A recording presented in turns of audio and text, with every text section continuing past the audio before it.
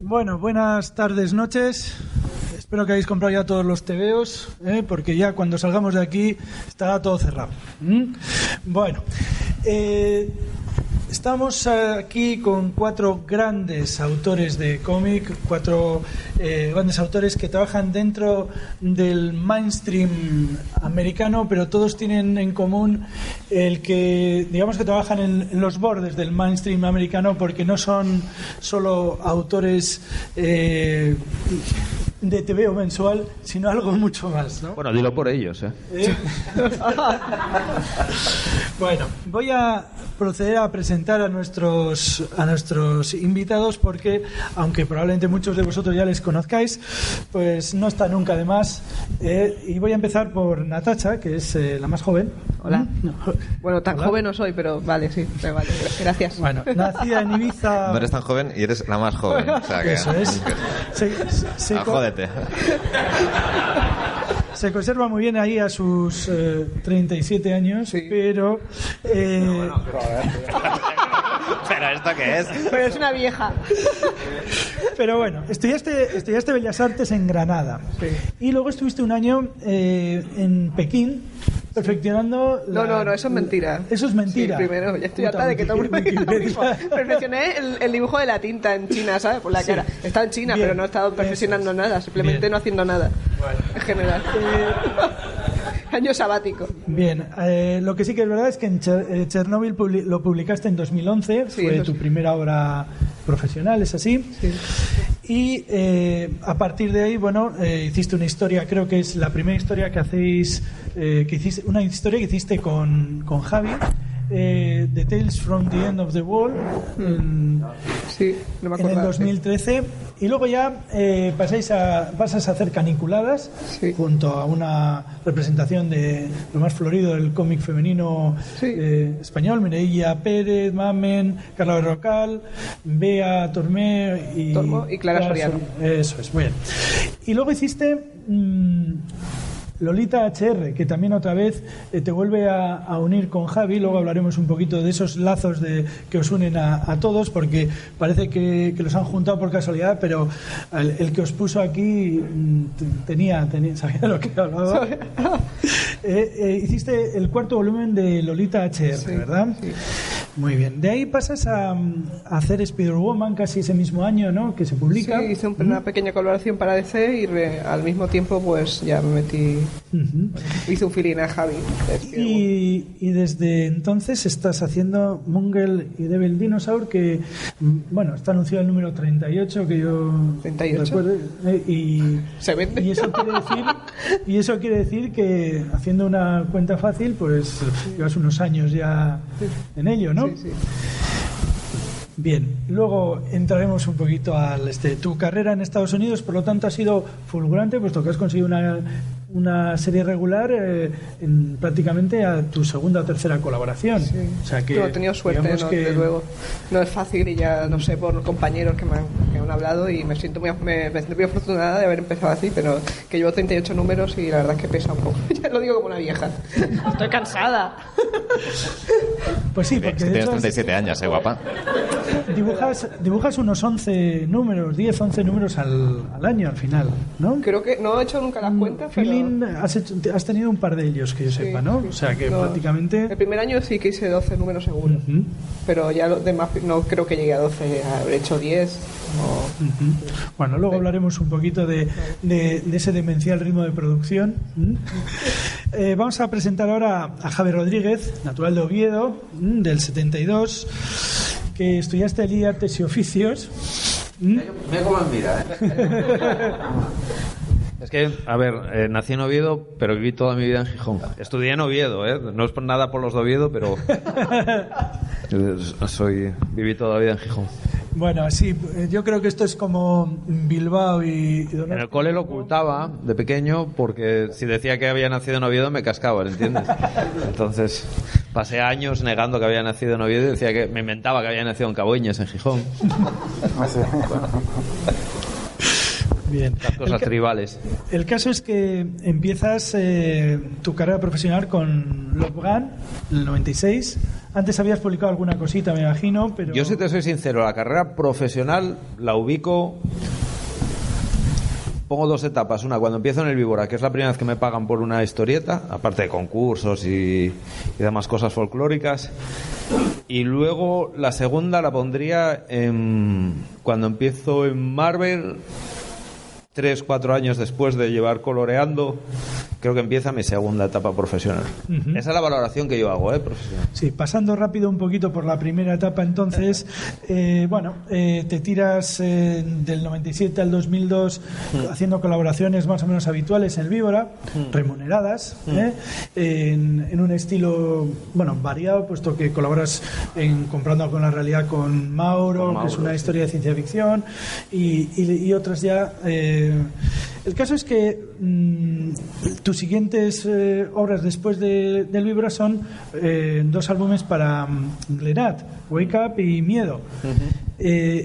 Y Crononautas, que probablemente sea tu incursión en para el humor, Mr. K, Mr. K, y Lolita HR, que es justo lo previo a tus inicios en el mercado americano como dibujante, porque como colorista sí que habías empezado antes. Empecé de la mano de Marcos en Batgirl, año 1, sí. Uh-huh. Bien, entonces centrándonos un poquito perdón, a raíz de Comprobando la Realidad.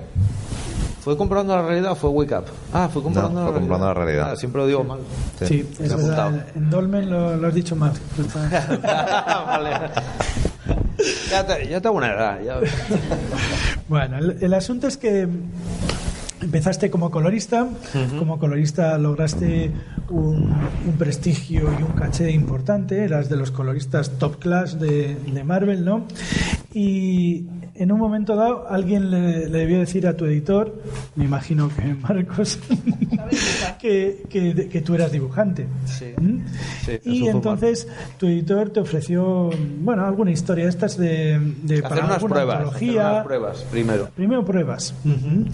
Y luego ya empezaste a hacer las colaboraciones para Web of Spider-Man, ¿no? Que era una serie antológica. Continuaste la obra de Javi en The Black Cat, ¿no? Sí, es verdad. Que fue uno de tus también primeros... otra de las cosas. Luego ya hiciste alguna cosita. Sí, esto sí, del otro no. Del anterior no me acuerdo. Seguiste con unos números algún número para Amazing Spider-Man, y la obra que digamos que ya te sitúa como autor regular de Marvel es Daredevil, ¿no? En la que ya te consolidas como dibujante regular de la serie, y ahí tienes ya que empezar a elegir entre ser... Ahí les dije que dejaba de ser colorista.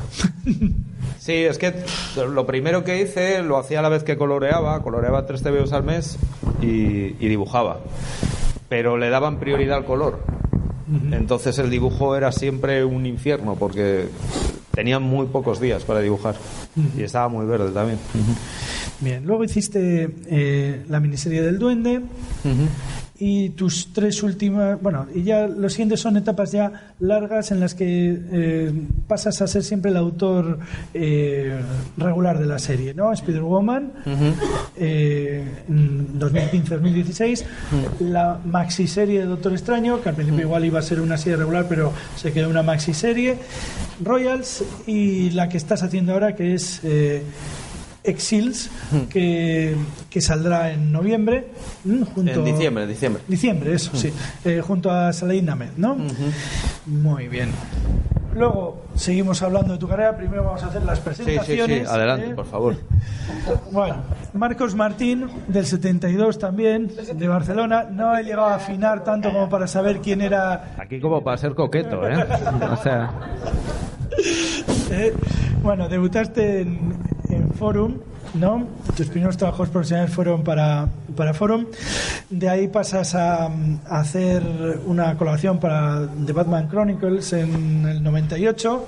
Creo que tras conocer a Mark Waid en Avilés, puede ser, o Sí, fue una combinación de cosas y de coincidencias, pero algo tuvo que ver, sí. Uh-huh. Y bueno, tu paso al mercado americano deja por ahí tristemente inconclusa una historia que es Houdini, que es como mítica, no la hemos leído nadie, pero yo no la he leído al menos, pero siempre te quedas con la cosa esa, joder, tú y David Muñoz, eso podría haber sido una bomba. Bueno, yo estaba muy verde, tampoco no era para tirar cohetes. Bueno, ya en el mercado americano colaboras con Javier Pulido otra vez.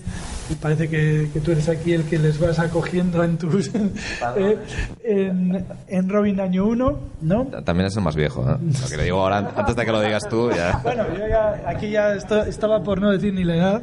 Como parece que es el dato más importante de momento, pues ya te lo adelanto. Bueno, es que al empezar por ella mayor, y decir ya su edad, ya he tenido recursos a todos, ¿no? Bien, el asunto es que de ahí haces Batgirl año 1,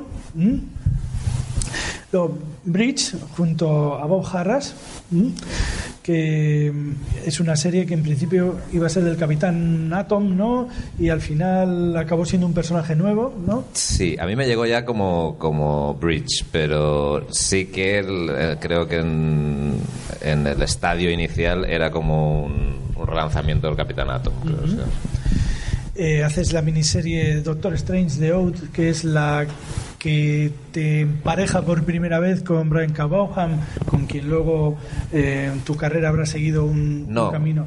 No, yo ya había trabajado con él en una pequeñísima historia que hicimos en el 99, uh-huh. que fue donde nos conocimos, porque los dos coincidimos que estábamos en Nueva York y éramos vecinos. Y entonces, también otra de esas casualidades, uh-huh. y esa fue la primera historia que hicimos juntos. Y ahí, además, al ser vecinos, pues quedábamos mucho, nos hicimos amigos, y desde ese momento, pues los dos estábamos empezando en aquella época, uh-huh. pero a lo largo de los años siempre íbamos hablando de hacer alguna otra cosa juntos, y fue finalmente con el Doctor Extraño. Uh-huh. Doctor Extraño, Capitán América, el Daredevil de Mark Waid, en el que luego entraría Javi, que inicialmente empiezas tú, y ahí hay una decisión importante en tu carrera, que es el momento en el que decides dejar el trabajo por cuenta ajena y fundas The Panel Syndicate, que es una editorial que edita cómics en formato digital, ¿no? En la que editas The Private Eye, Barrier, ¿no? Y bueno, y un especial de Walking Dead que también hicisteis ahí en esto. Puntualmente has vuelto este año, hace poquitos meses has hecho un número de despedida de Dan Slott en Spider-Man. Pero en principio sigues firme ahí en tu idea de no centrar tu carrera en el cómic mainstream, ¿no? En principio sí. Sí. En estos momentos no estoy haciendo nada, con lo cual bueno. pero no tengo intención en un principio de volver a hacer nada de manera regular para Marvel. Uh-huh. Muy bien, bueno, y por último, Javier Pulido, el más veterano de todos ellos, no vas a decir la edad ya, Las Palmas de Gran Canaria. Estudiaste Bellas Artes en Barcelona. Empezó en Tenerife, acabó en Barcelona. Sí, es que esto me he reído yo porque comentábamos antes fuera de micrófono que la formación de las facultades de Bellas Artes es diferente según el territorio y que en algunos inciden más en la formación clásica que en otros.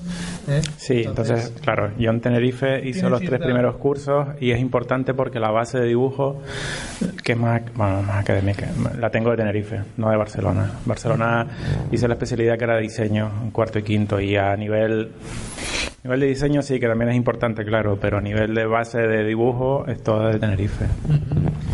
Bueno, Empiezas en Forum con una historia corta, Arde la ciudad en el 95, sigues con Mentat en el 96-97, ya ahí debutas, vas al mercado americano tras las legendarias jornadas de Avilés en las que estableces contacto con Rude y con... No, eso fue el año siguiente, ¿no? ¿El año siguiente? Fue el año anterior, conocí a Larry Hama. Y Larry Hama le enseñé cosas de Mentat y tal, y le gustaron, y me dejó su dirección y me dijo que si hacía pruebas y así que le enviara. Entonces fueron las pruebas famosas que hice y tal, y se las envié. Y coincidió con que el año siguiente, cuando estaba en Avilés, por esa época, contactó conmigo, fue un poco después de Avilés del año siguiente. Contactaron conmigo de Marvel porque habían recibido las pruebas a través de Larry Hama.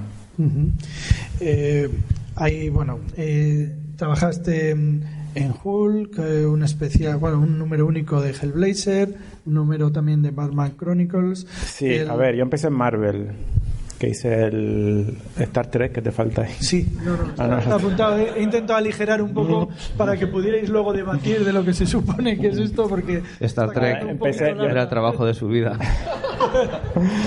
Lo quitas. A partir de ahí fue todo. A partir de ahí fue eso y ya. No, toma por culo. Empecé con Star Trek y luego hice Hulk y la cosa no tiraba mucho, y entonces fue cuando fuimos a Nueva York y fue como empecé lo que decía Javi de etapas. Pues empecé mi carrera realmente en Estados Unidos. Empezó a partir de ese momento que ya empecé a entintarme yo y a controlar un poco más lo que estaba haciendo, y a partir de ahí ya empezó lo que considero realmente la carrera profesional. Que no fue seguido, quiero decir, fueron pocos meses, pero un salto ahí. En el año 2001 haces Robin Año 1, que probablemente es la serie que te... Fue antes del 2001, eso yo creo que fue ¿Antes? Yo creo que antes. Porque sí, después empezaste en Gijón, ¿no?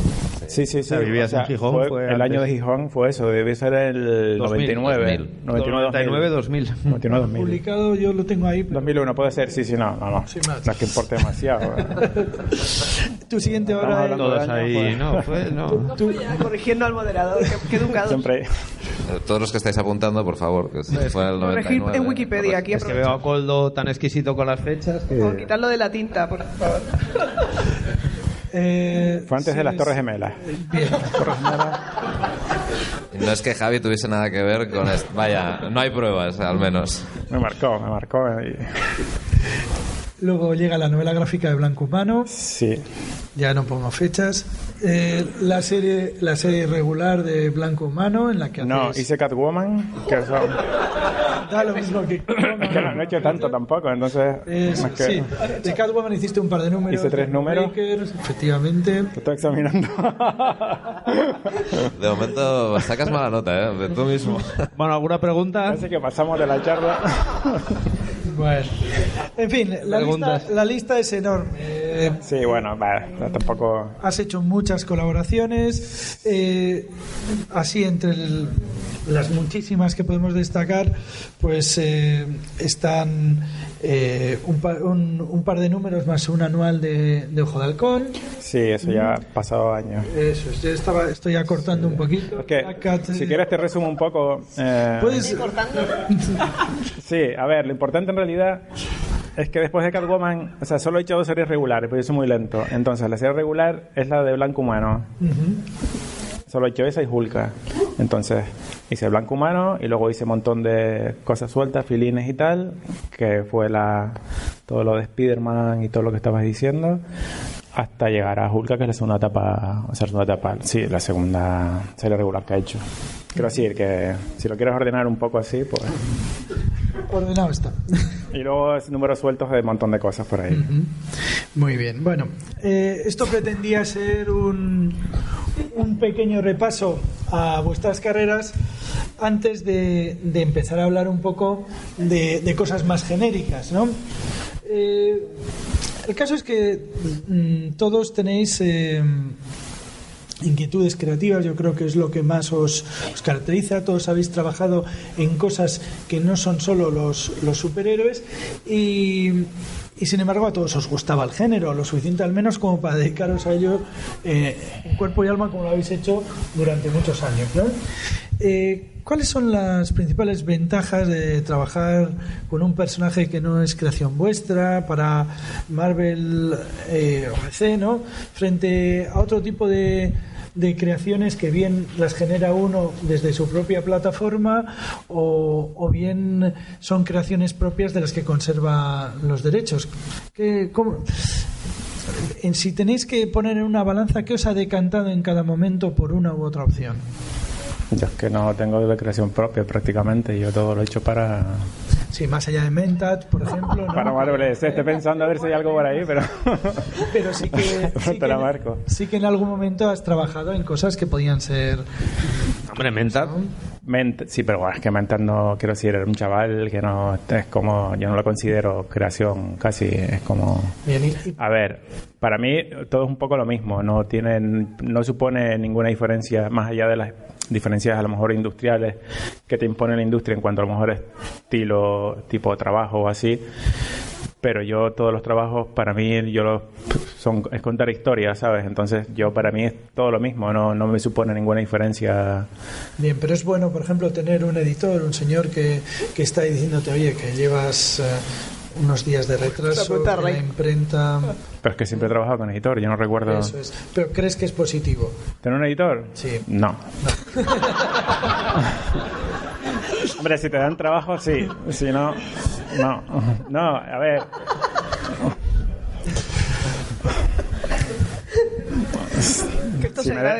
Si me apoyan y me dejan trabajar y sí, pero... Si cumplen mis órdenes, sí. Si no, no. No, yo tenía un editor con los que mejor he trabajado, que ha sido Walker. Siempre me decía que yo me editaba. Me dice, tío, pero tú te editas. Digo, bueno, ¿tú te editas? Claro. Quiero decir, yo sé cuál es mi trabajo. Tengo unas fechas de entrega, sé qué es lo que tengo que hacer. Entonces no necesito que estén... quiero decir, yo entrego, si hay notas o lo que sea, el editor me las da o el guionista me las da, pero la labor de edición o sea, yo sé exactamente lo que quiero y sé el tiempo que tengo, entonces toda esa parte de labor editorial realmente... Es que yo creo que no la necesito. Igual, en tu caso, Natacha, no lo sé porque no conozco tanto pero en el caso de nosotros tres, realmente el editor participa poco. En el mío también, ¿eh? Nada, vaya. Bueno, solo en las portadas, eso sí, siempre. Yo es que, por ejemplo, a ver, tú, por ejemplo, Natacha, tú entregas bocetos con todo incluido, con dónde van los textos, con todo este tipo de cosas, y te lo respetan. Me lo respetan, no me dicen nada. Y luego, luego los textos no me lo respetan. ¿Qué quieres decir? Pues que luego no veo cómo van, luego cuando veo la página... O sea, que no te lo respetan. No sé cómo van a estar. O sea, no los amenazas luego, como sí, hace Javi, ¿no? Sí, no sé. Quiero decir, cuando mueven el texto, tú no les mandas mails... No les mando nada. Amenazantes. No les mando un caballo. Claro, o sea que, a ver, entonces no te lo respetan. No lo respetan. Pues ya está, ¿ves? Conteste la pregunta, no se lo respetan. A ti tampoco te lo respetan, claro, lo que pasa es que luego... A veces me lo respetan, de todo. A veces no, claro. Entonces cuando me lo respetan, lo hace bien el editor. Y cuando no, es un buen editor. ¿Quién te lo ha respetado? Walker me lo ha respetado. Walker se lo respetó un poco ya de cansancio. Sí, creo que algunos de vosotros también tuvisteis a Warren Simmons igual, ¿no? Yo no. Yo Warren Simmons... ¿Tú no? Sí, pero no hay nada. Yo no hice... Igual en color puede, pero no me acuerdo. Puño de Hierro en su momento y alguna portada que me editó en Valiant, pero eso no es editar tampoco. Sí, creo que la ventaja de lo que dices es que la ventaja de trabajar con personajes conocidos sobre todo es la visibilidad que te da trabajar en una empresa tan grande, sí, sobre todo cuando empiezas y no... Bueno, como yo, a mí me da mucha visibilidad empezar en Marvel, vaya, de no conocerme nadie. Pues una principal ventaja es esa. Y aunque yo he empezado con un personaje totalmente nuevo, creo que por verle la ventaja de crear producto propio es esa, ¿no? Y ya está. Catapulta a otras cosas. Y realmente, bueno, en tu caso porque creaste el personaje para Marvel. Con lo no lo creé, pero bueno, participado en la primera creación. Bueno, sí. ¿El personaje no está diseñado por ti o no está diseñado por ti? Está diseñado por Amy Reader. Vale. Sí, pero... Estoy de coautora realmente acreditada ya para Marvel. Hombre, cuando partes de un personaje que ya está creado, que tiene años de historia, por el cual han pasado centenares de dibujantes diferentes, tiene una dificultad que es la de igual intentar darle una perspectiva nueva, un enfoque nuevo, pero por otro lado también estás trabajando sobre el trabajo de muchos otros antes, que eso también te ayuda a la hora de formarte, ¿no? la visión del personaje, las características, claro, es diferente. En mi caso hay una cosa curiosa, que es que yo empecé a dibujar TVOs, por eso apuntaba antes lo de la segunda etapa profesional. Empecé a dibujar cómics, TVOs de superhéroes, cuando había decidido dejar de dibujar. O sea, yo dije, ya no dibujo más, tiro la toalla. Y fue verdad. O sea, de hecho, conocí a José María Bea y quedé con él para cenar un día para preguntarle cómo era vivir sin dibujar cómics, porque yo de alguna manera siempre había vivido relacionado, ¿no? Mal vivido, pero bueno, incluso como colorista o tal, estaba relacionado con la industria y con mi actividad. Y cuando la anécdota esta famosa de que Steve me comentó de hacer unas páginas de prueba y tal, yo no me acuerdo, tengo muy mala memoria para las fechas, pero llevaba ya unos meses que había decidido que no iba a dibujar más cómics, o sea, que iba a probar a hacer otra cosa. Diciembre del 2009. Joder. Menos mal que tengo aquí a Pepito Grillo. Pues, y un poco la sorpresa para mí fue que, no sé, lo pensé y digo, mira, esta es la oportunidad para demostrar que de verdad conozco el medio, me gustan mucho los cómics de superhéroes, porque fue con lo que yo me crié un poco como dibujante o como autor, aunque parezca mentira, era lo que más compraba, había muchos cómics en mi casa, pero...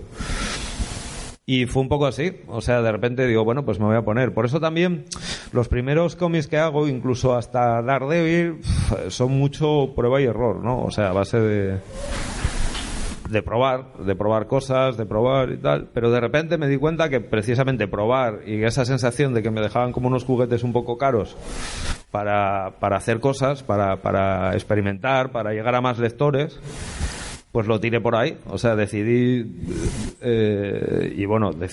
y después de machacar a Marcos a llamadas y consultas, llegué a la conclusión de que el terreno en el que yo juego precisamente es este, ¿no? En el de trabajar mucho el lenguaje, intentar comunicar y era un medio muy bueno para ello. O sea, el soporte que me daban los TVOs de superhéroes era lo que me interesaba en ese momento y de hecho lo que me llenaba. O sea, y estamos hablando de que tenía casi 40 años, yo creo, cuando empecé a dibujar TVOs de superhéroes por primera vez en mi vida.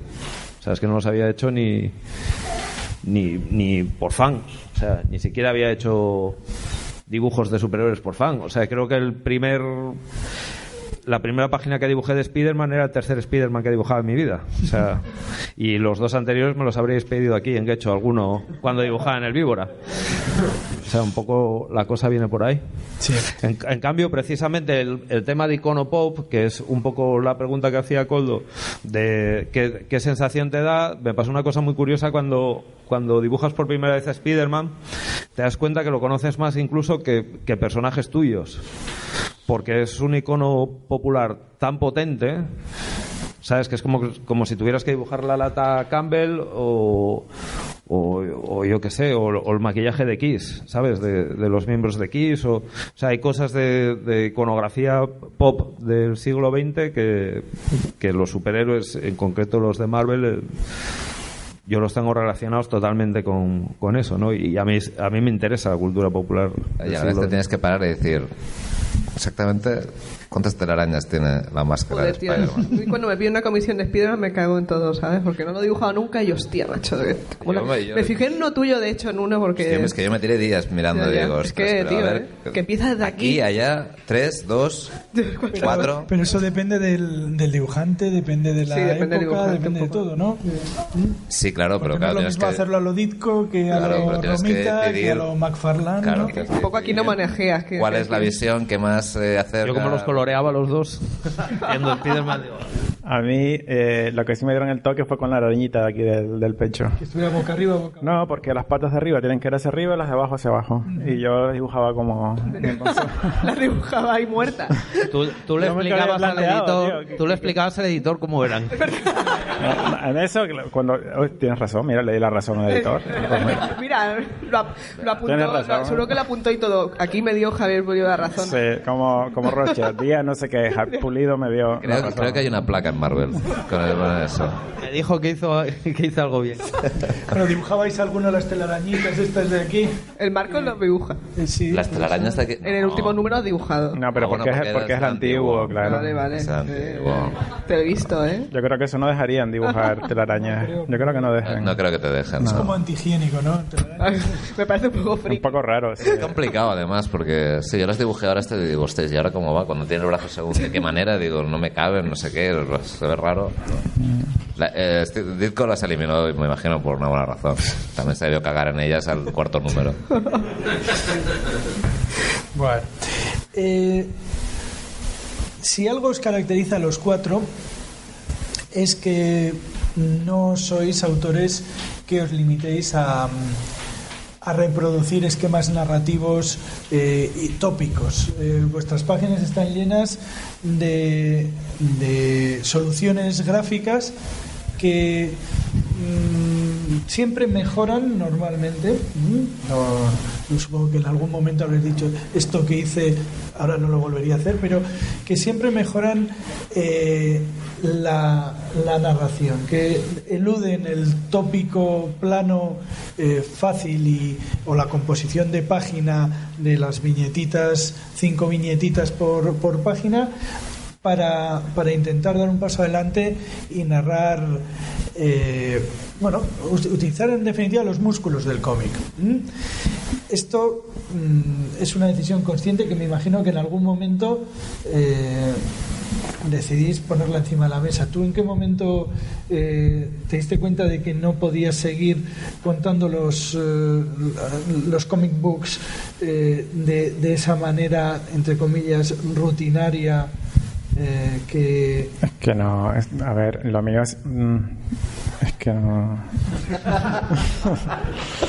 Es que nunca me planteé así, ¿sabes? O sea, yo sabía más o sabía menos, pero de lo que yo siempre tuve claro, o hasta desde cierto momento, que lo que se trata es contar la historia. Entonces la historia la cuentas desde dentro.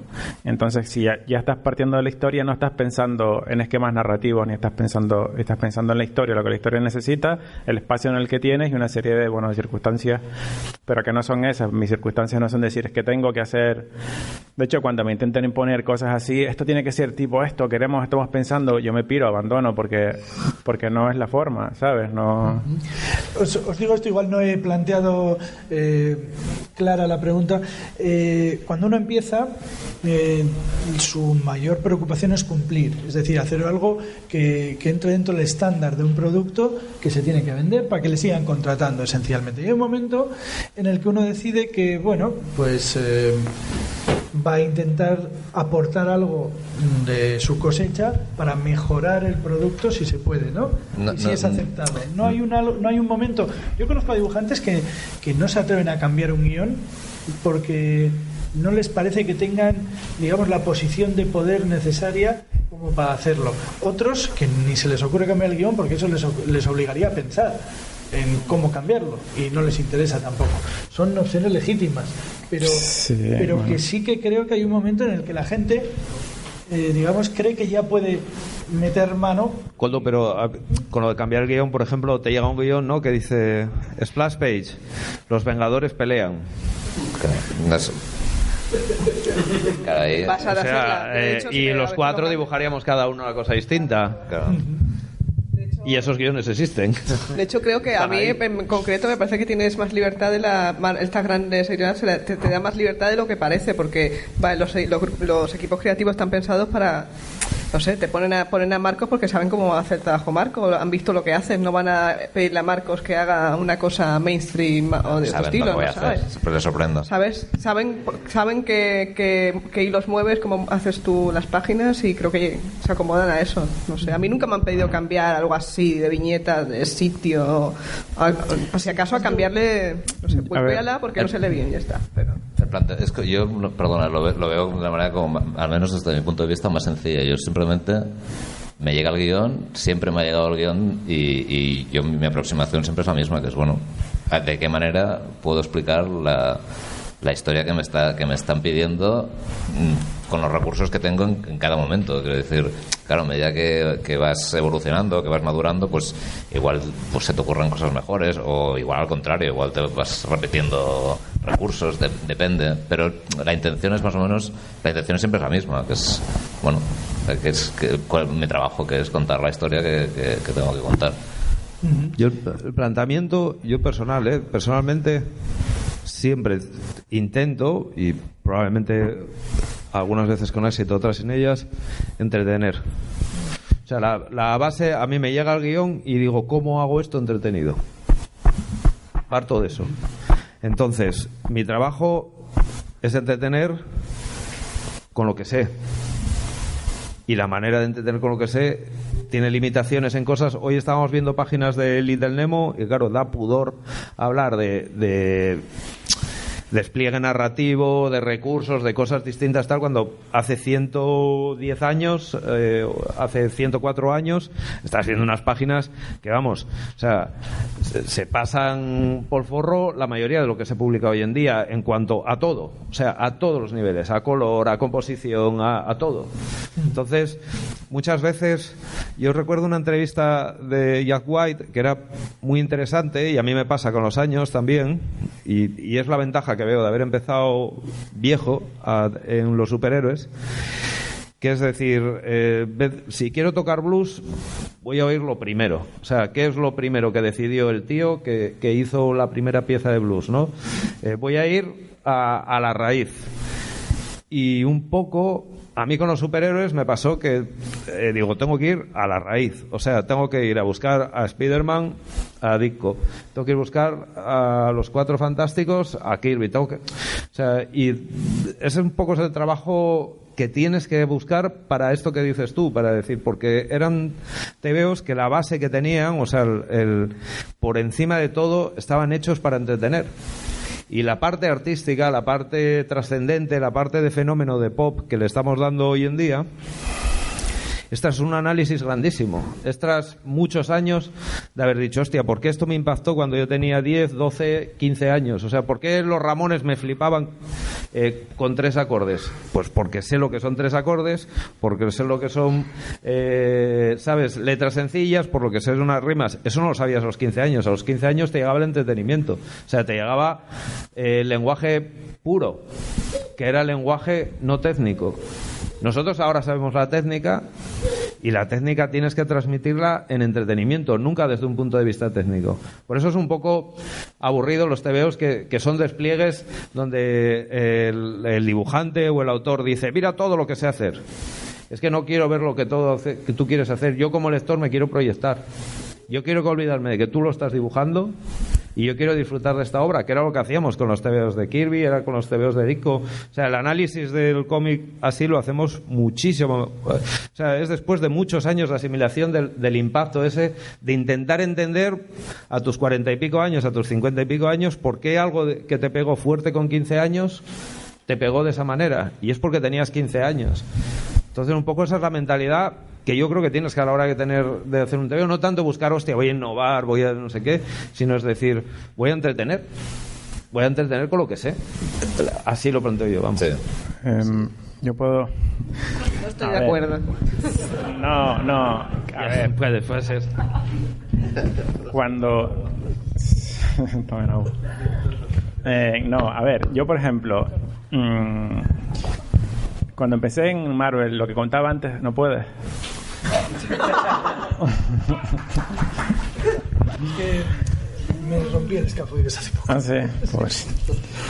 A ver, yo cuando empecé en Marvel, sí es cierto que empiezas un poco... A ver, y cuando empecé a hacer cómics, cuando todo lo que decía del mentor y tal, es que es real. O sea, empiezas en el cómic, cuando empiezas... Y también tiene que ver, lo voy a intentar explicar después, que cómo está montado la industria y cómo está montado el chiringuito. Entonces, yo sé que cuando empecé, claro, es todo, no sabes lo que estás haciendo realmente. Es como te llega el guión, o sea, no sabes entrar dentro de la historia, no sabes realmente qué tienes que hacer con un guión. O sea, y eso es un proceso de aprendizaje, yo creo. Entonces, yo cuando empecé en Marvel, cuando empecé en lo de la masa y todo esto, claro, era el típico guión de Joe Casey, era.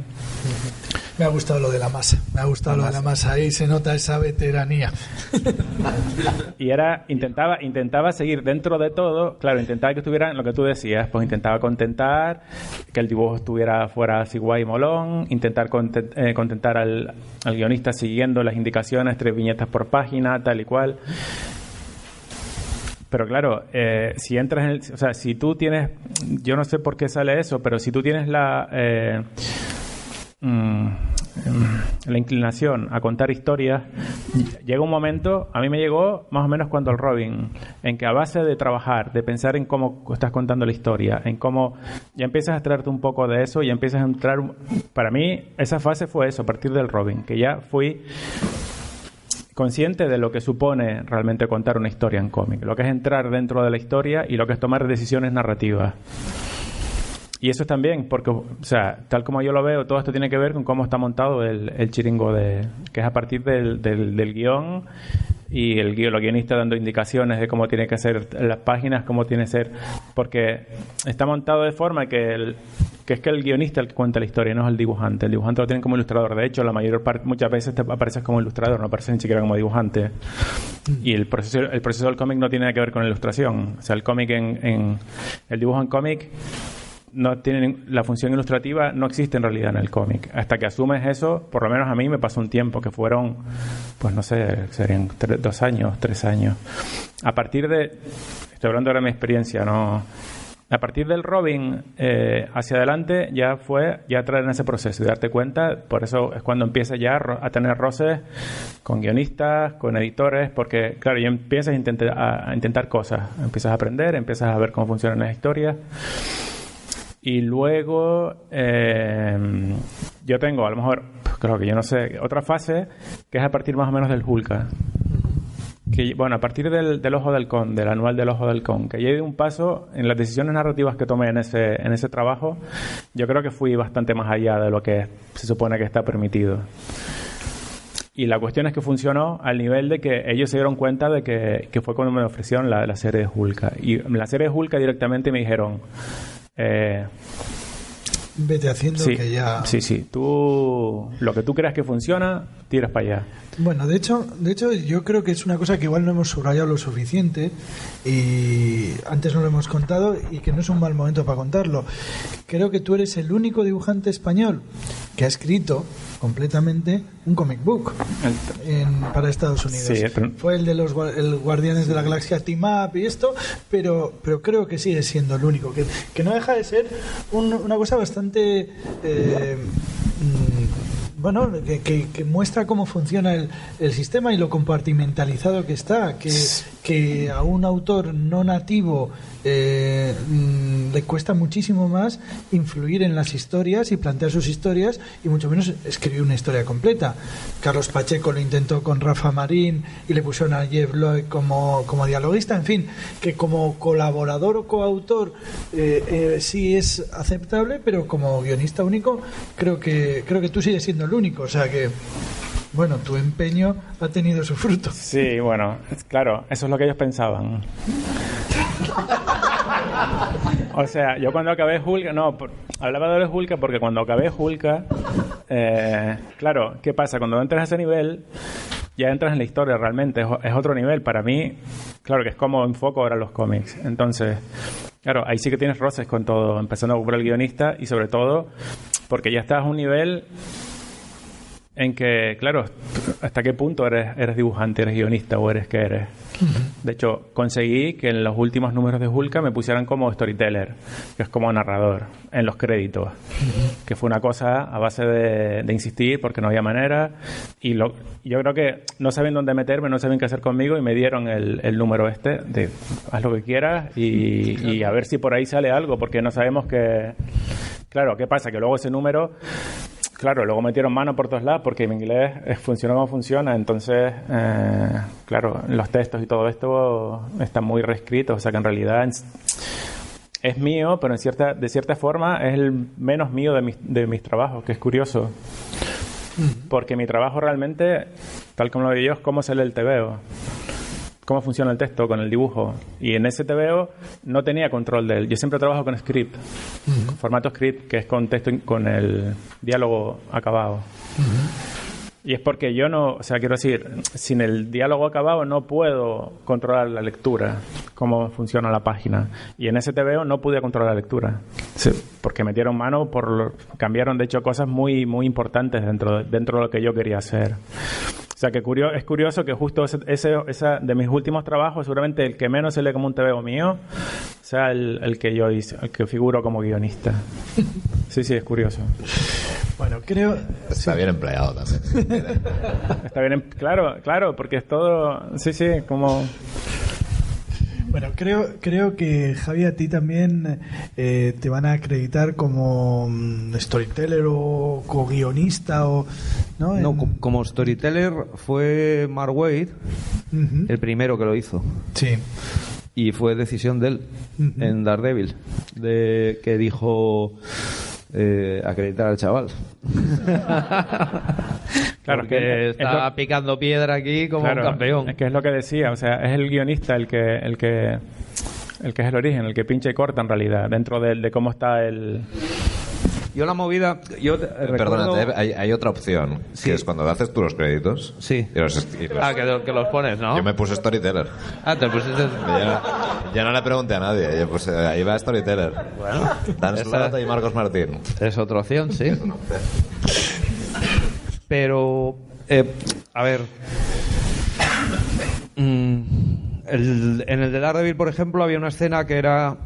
Daredevil bajo una escalera y yo hice la caída, tal. Era un poco lo que dice Javi. Hay una parte gráfica que es escribir también, o sea, que forma parte del guión y tal. Y bueno, todos lo asumíamos.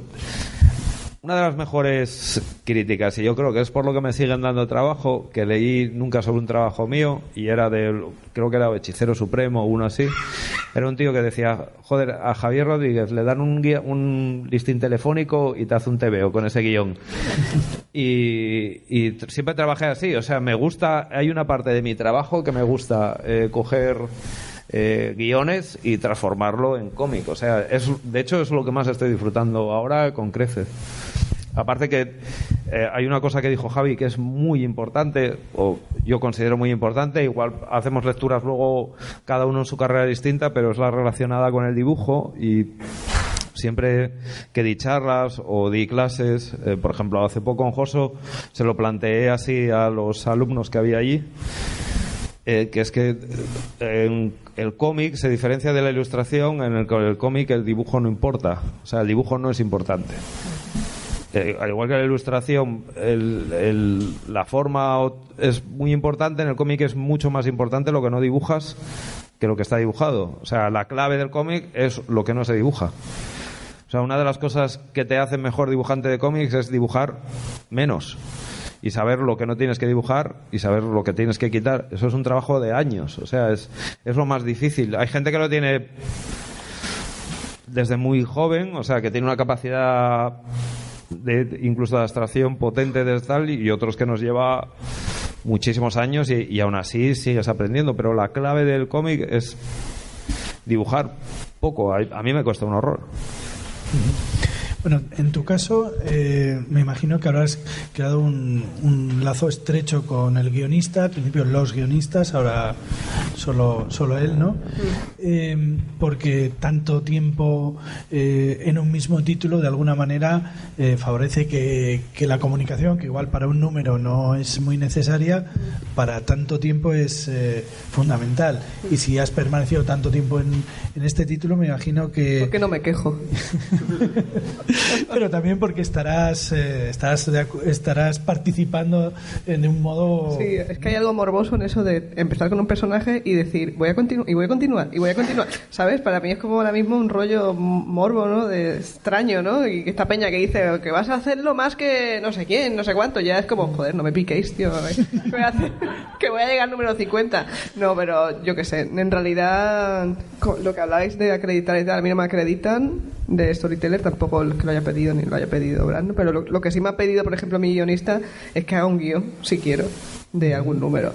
Pero yo no me considero guionista y no es un trabajo que quiera hacer y con el que me sienta cómoda. Nunca me he sentido cómoda escribiendo ni mis propias historias, ¿sabes? Y no me veo capaz de hacer un número de Marvel, ¿sabes? Con toda la producción que tienen y tal. Eso es, pero ¿tienes algún tipo de input, algún tipo de colaboración? ¿Le dices, oye, mira, me gustaría que saliese? No, sí, al nivel de colaboración que tengo con ellos es cuando hay un nuevo arco y surgen ideas, ¿no? Hacemos un brainstorming de posibles hilos narrativos que queremos contar con el personaje. Y como es un personaje nuevo, pues puede ser muy amplio, ¿no? No sé, ahora vamos a empezar un nuevo arco que es el mundo de los sueños, que lo llevo pidiendo desde el segundo.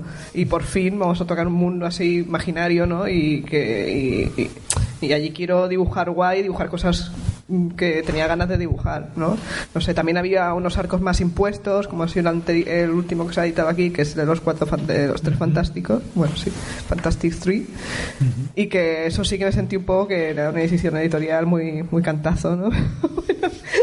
Pero bueno, no sé, también es una manera de aprender personajes que ya son conocidos y acostumbrarte a ellos. Para mí fue un ejercicio de aprendizaje. Yo todavía estoy aprendiendo. Ellos dicen que ya llevan 2 etapas de profesionalidad, no sé qué. Yo estoy en la primera y todavía continúo aprendiendo. Yo no he dicho nada. Tú no has dicho nada. ¿Quién lo ha dicho? Nada de etapas. Lo ha dicho Javi. Bien, pero por ejemplo en el hecho de dibujar esos iconos, ¿no? La cosa, la antorcha humana, ¿te hacía ilusión? ¿Era algo realmente como no soy fan y Javi sí, pues me da mucha cosa pues Javi, ¿no? Porque siempre ha querido dibujar. Sí, yo la cosa, sí, sobre todo la cosa. Sobre la cosa que me harté de dibujar la cosa. De hecho, el primer dibujo de la cosa, el último, no tiene nada que ver, así. ya ves lo que aprendí a dibujarla, ¿sabes? Los últimos números sí que me sentía ya cómoda con la cosa, pero los primeros era como, joder, qué pena. Esto a Javi y a mí nos duele, porque somos muy de la cosa. Sí, yo soy muy de la cosa. Pero ya puestos a buscarle una justificación, la cosa es el único personaje que las piedras han pasado de ser en guijarros chungos a piedritas bien ordenadas, luego se deformaban un poco, o sea que bueno, ya puede ser una cosa así. Que porque tú lo cambies un poco entre números tampoco. Sí, no, y de hecho lo cambié tanto que en el primero le puse 5 dedos, así que imagínate si lo cambié. En algunos salía con 5 dedos, tío, se me iba la olla mogollón. Buen trabajo editorial. Eso es una cosa ahí. En una página sale, no digo ni igual, pero bueno, sale con 5. Bueno, si os he puesto 6 aún, pero. Ya, 5. Sí, 5 es. No, y una cosa que me di cuenta yo al revisar mis propios tebeos, y se lo dije al editor. Me daba igual, y le daba igual. Ah, bueno, esto no lo veo nadie. Hay que decir que la cosa tiene. Bueno, 5, 4, 3. Es una cosa. Es una cosa. Bueno. Entonces, respecto a vuestras relaciones con los guionistas, tú estás muy contenta y feliz. A ver, pero contenta y feliz tampoco es una cosa idílica de amor, porque tampoco. No, el tema de la distancia también es un rollo, ¿no? Porque no hay una comunicación, comunicamos por email básicamente y no es un contacto así. Bueno, es un contacto muy fluido, pero no es un contacto de te llamo por teléfono y tío, me ha molestado mucho, ¿sabes? Hay cosas que yo me pierdo allí seguro, porque yo sé que el editor y el editor y Brandon son colegas, de hecho, ¿sabes? Así que imagínate, sé que quedan. No, pero realmente siempre está Brandon a mi favor en las peleas de email, siempre somos los que decimos cosas al editor. Sí, pero bueno, tú sí que has conocido a algunos de tus guionistas. Se me ocurre, por ejemplo, Thompson, ¿no? Conocí a Robbie Thompson justo antes de empezar El Doctor Extraño. ¿Favorece eso la creación? En este caso, muchísimo, porque Robbie venía de hacer muy pocos cómics de aquella y hubo momentos de picar mucha piedra y el habernos visto antes, haber hablado bastante y de tal, ayudó en las dos direcciones, incluso en cosas que yo le cambiaba o tal, y él sabía de lo que yo estaba hablando y tal. Y aparte resultó además ser una bella persona. Pasa una cosa curiosa con esto que decías de las relaciones, que es que de estar tantas horas ahí metido todo el día trabajando, en mi caso se produce una especie de síndrome de Estocolmo, que es la gente con la que hablo a través del mail, me envían cositas y tal, y termino cogiendo cariños a todos, ¿no? Incluso entregan el guión tardísimo y yo estoy ahí, pobre, seguro que tuvieron que ir a la compra, tal, tienen hijos, tal, o bueno, esto está escrito así, bueno, pero también se entiende porque porque... Y tú ahí echando horas y tal. Pero bueno, tengo suerte que cuando estoy así, cojo el teléfono y empiezo a llorar a Marcos. Ahí empiezo, Marcos, mira lo que me pasó. Y desde aquí lo aguanta yo todo. lloro a Javi y así, pues... A mí me llega ya, sí, todo ya mucha lágrima, todo muy mojado ya. Bueno, tú también tienes una relación ya de amistad, como has hablado antes, con Brian K. Vaughan, ¿no? ¿Eso ha servido para que vuestro nivel de colaboración suba un nivel? ¿Lo ves ¿Suba como un nivel? algo ¿Qué quiere positivo? decir exactamente? No sé. No, eso no quería decir. ¿Planes de matrimonio? ¿Ves una ventaja en el hecho de que haya una capacidad de comunicaros más allá de lo que sería una relación profesional? Es decir, el hecho de que seáis amigos, que tengáis un trato ayudado. A ver, no tiene por qué ser mejor. De hecho, a veces puede ser peor si eres muy amigo, porque claro, no deja de ser una relación laboral. Y ya se sabe que lo de trabajar con amigos, pues bueno, tiene sus peligros, ¿no? Entonces... a mí, en mi caso, nunca he tenido problemas. Con Brian igual es el que es más amigo mío, pero también me he llevado muy bien con Dan y intento hablar con ellos lo máximo posible por Skype. Ahora afortunadamente pues es todo más sencillo, y incluso con Mark Waid. Entonces con todos los guionistas he tenido buena relación y buena comunicación, y yo creo que ayuda. De hecho, yo siempre lo busco porque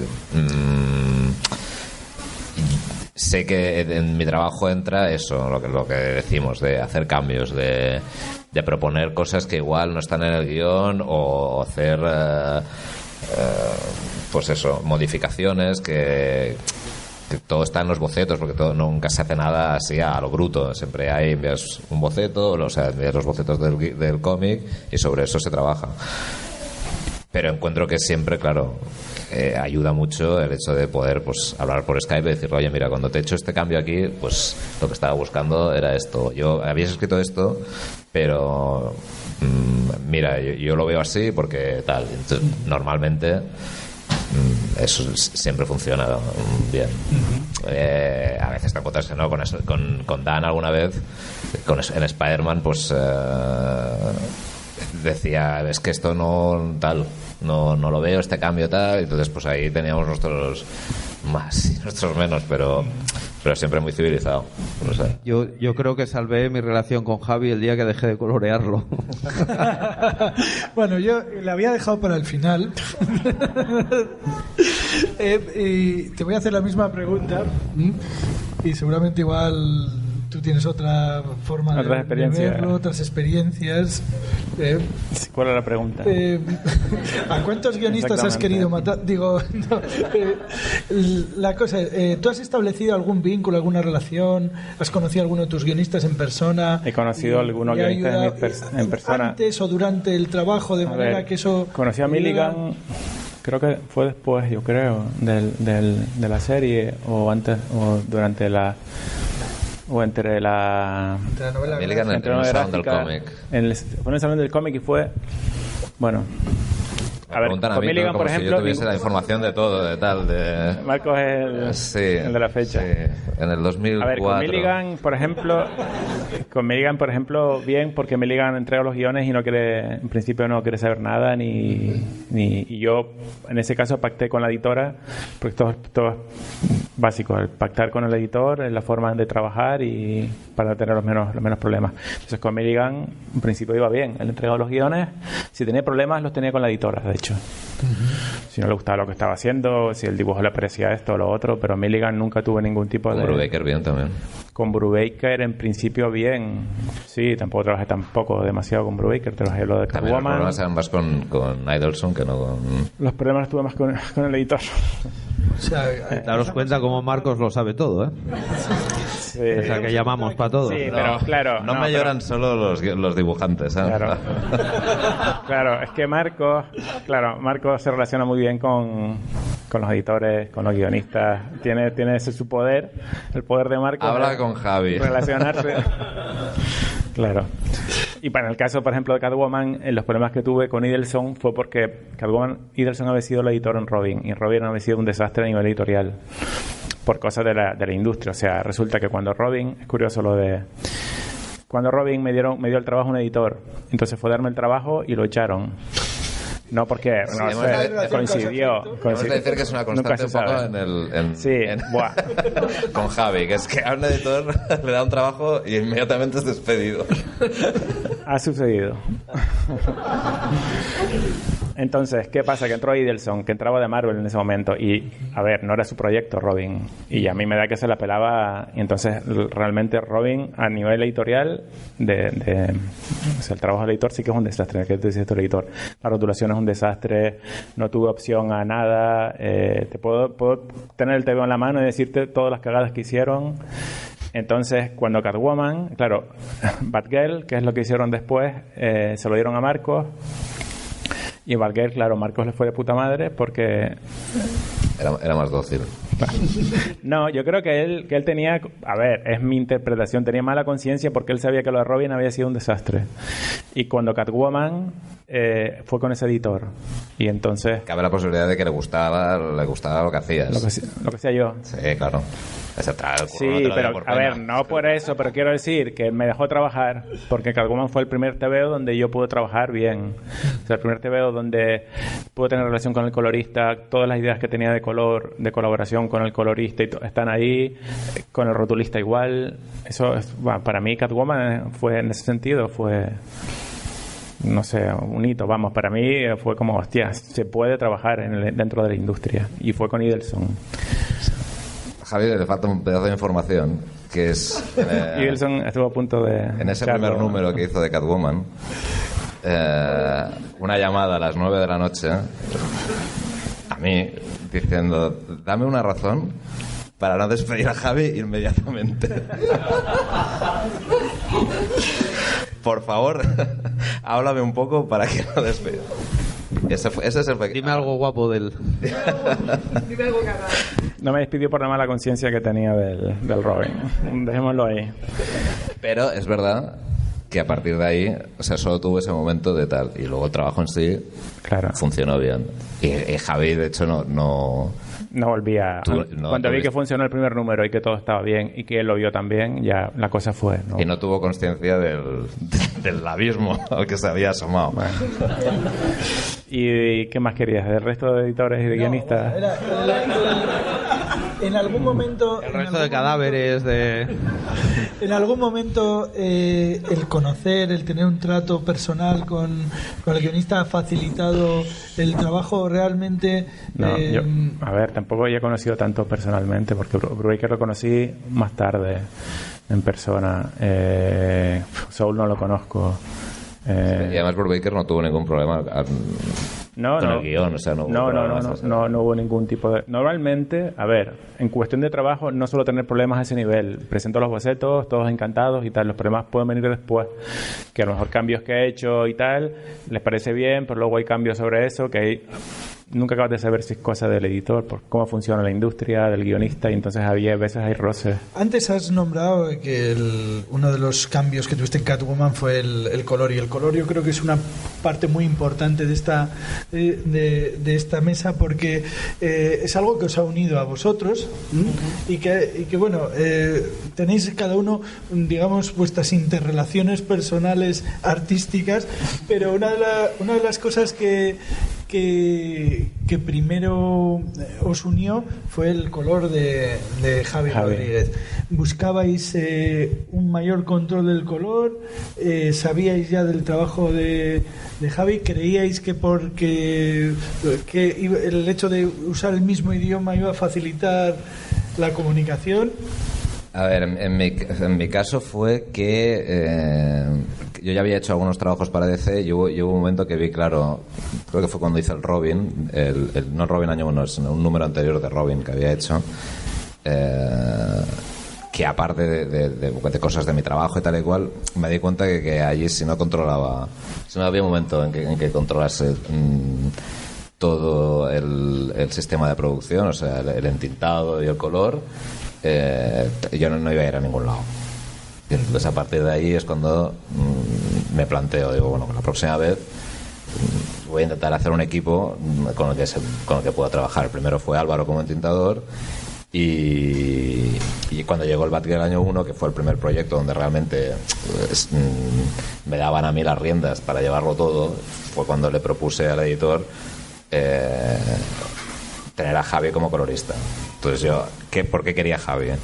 Pues porque había visto su trabajo en Comprobando la Realidad, y aparte de como dibujante, que me encantaba y todo, me llamó mucho la atención el uso del color que hacía en la serie. Que no era un uso de acorde con la moda del momento, que era la moda de los brillitos y los volúmenes y la... No era tanto los brillos ni eso, es que era todo muy apagado, o sea, había una tendencia un poco... Yo lo vi y dije, este es una persona que me interesa mucho cómo utiliza el color, lo sabe utilizar a nivel de atmósfera, de ambientación, todo. Entonces dije yo, o sea, y además es amigo, con lo cual a nivel de comunicación pues vamos a poder hablar del trabajo, vamos a poder hablar de lo que decía antes de lo de Marcos del Batgirl, yo creo que, o sea, no sé hasta qué punto, porque yo tampoco tengo tanto trato con el editor, pero hasta qué punto yo creo que fue una decisión bastante fuerte por parte del editor admitir a Javi coloreando, porque Javi no había coloreado nada. No había coloreado absolutamente ningún TVO. Y el Batgirl era un proyecto no era un feeling de no sé qué. Es más, el primer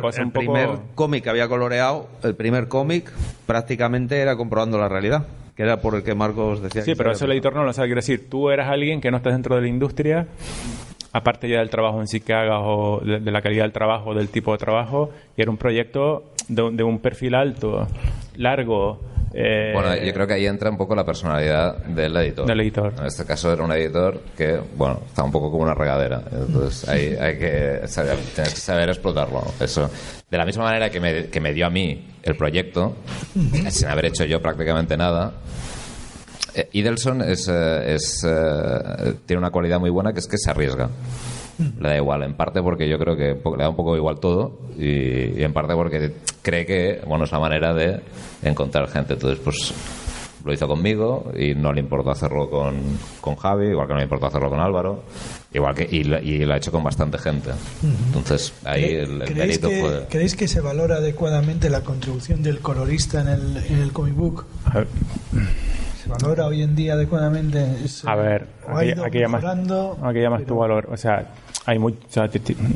Está muy valorada, de hecho, pero yo creo que... demasiado valorada. Está muy valorado, además. Sí, los coloristas se quejan mucho, qué pesados. Sí, valórame más. Bueno, a ver, yo he dibujado esto, ¿eh? Que estás coloreando. Lo que da pena es que, yo que sé, en plataformas, a lo mejor como Amazon y tal, no salen nunca los coloristas, ni cosas de estas, así, acreditados. No salen muchos coloristas. Que se jodan. No salen nunca los coloristas. Que se jodan. ¿Tenéis... A ver, en Amazon a veces no sale dibujante. No sale dibujante, no, normalmente... Vale, lo de, te refieres a los anuncios. Autor que te pone el guionista y el otro... Sí. Lo que sea. En mi caso, además, cuando me acreditaron de Storyteller, ya ha pasado de dibujante a Álvaro, que me entinta. Entonces aparece tal cosa dibujado, o sea, guión del guionista que está primero, yo ya no cuento, y luego pone dibujo a Álvaro López. Bueno, en Private Eye, como no ponemos créditos, claro, hay gente que son muy locas. Claro, la dibujante es lo ponéis fácil. Brian y Marcos no saben bien qué hacen. Uno ha hecho los diálogos, el otro ha hecho por ir rápido al tiempo, y porque soy el único que estuvo 12 años de colorista. Yo creo que hay dos maneras de responder a esa pregunta. Hay una, que es que en el color moderno del cómic mainstream, la labor del colorista en muchos casos es de dibujo. O sea, el dibujante entrega un trabajo que el colorista termina de dibujar. Y entonces se valora mucho a los coloristas que tienen capacidad de dibujo y de acabado de dibujar mucho. El tema de renderizados, de luces, de cosas, de efectos que entran dentro de un cómic mainstream forma parte del dibujo. Yo coloreando, por ejemplo, a Alan Davis, él me dio una nota que a mí me sirvió de mucho, aprendí mucho con él, siempre lo digo y tal, pero una que era muy buena. Dice, mira, haz lo que quieras, pero los renders de la cara, o sea, el modulado de la cara, te lo dicto yo. O sea, te digo yo por dónde tiene que ir la línea, porque eso es dibujo. Y me lo cambias. O sea, y no, dice, no porque lo hagas mal ni porque lo hagas bien, es que eso lo sé yo porque soy yo el que lo dibujé. Entonces él, por ejemplo, te marcaba la mayoría de las caras, si había un render, un volumen, te marcaba la línea de luces, porque era parte del dibujo. O sea, porque había una parte, él era consciente y él me lo pedía además, me pedía los brillitos, me pedía todo esto. Era consciente de eso. El trabajo de Batgirl es curioso, que mucha gente dice, es que tú hacías una cosa distinta, que no era meter brillos, efectos y tal. Yo estaba en un momento de inspiración divina en el cual decía, tengo que meter todos los efectos del ordenador, porque yo había visto el trabajo de Lynn Barley en DK2 y digo, tengo que meter todo lo que haga, los filtros de Photoshop, coloreaba en RGB, tal, además con un ordenador. Imaginaoslo en el ordenador. Que era una patata, el ordenador era... Ahora, por ejemplo, digo, la Batcueva va a ser rosa, y Marcos ahí, ya te acordarás.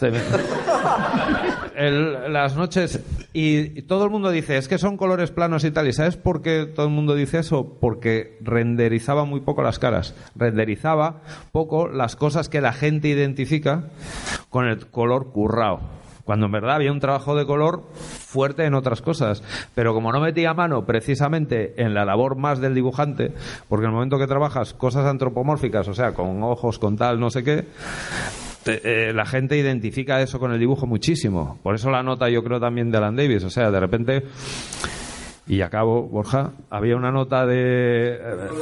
había una cosa cuando estudié fotografía, siempre me acordaré el día que estudiamos el fuera de campo o la composición, cuando decías, bueno, vamos a componer con diagonales, con horizontales, usando un poco la Gestalt y tal, el tema de la Bauhaus.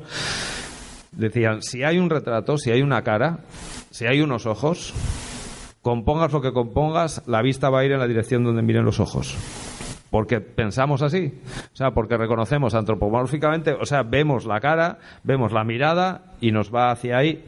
De repente la composición se desvía hacia donde mire eso. Si es el elemento composición... Con el color pasa un poco lo mismo, o sea, con el color pasa eso. Y precisamente en todo el trabajo profesional, aparte de ellos, la primera persona que dijo, hostia, este tío está contando cosas con el color, fue Mark Waid trabajando en Daredevil, que se lo comentó a Steve. Le dijo, oye, pero este sabe, o sea, está haciendo con el color, hay decisiones narrativas, o sea, el personaje está así o está así por una decisión del color y tal, ¿no?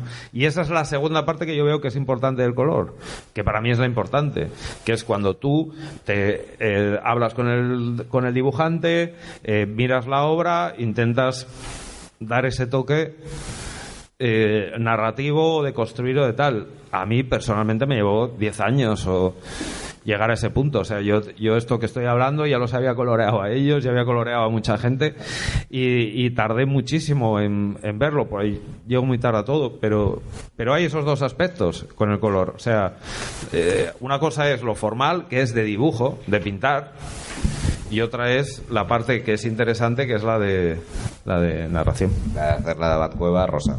La Batcueva rosa. Bueno, podríamos seguir horas, porque ellos saben mucho de cómics y da gusto oírles, pero tenemos ahí una niña que espera a su padre y tenemos ahí a Borja que nos mira con una... A un niño que espera... Así que yo creo que es un buen momento para despedir esta charla, que no ha terminado porque podría haber seguido muchísimo más tiempo, pero que debe parar aquí. Un fuerte aplauso para ellos. Gracias. Gracias.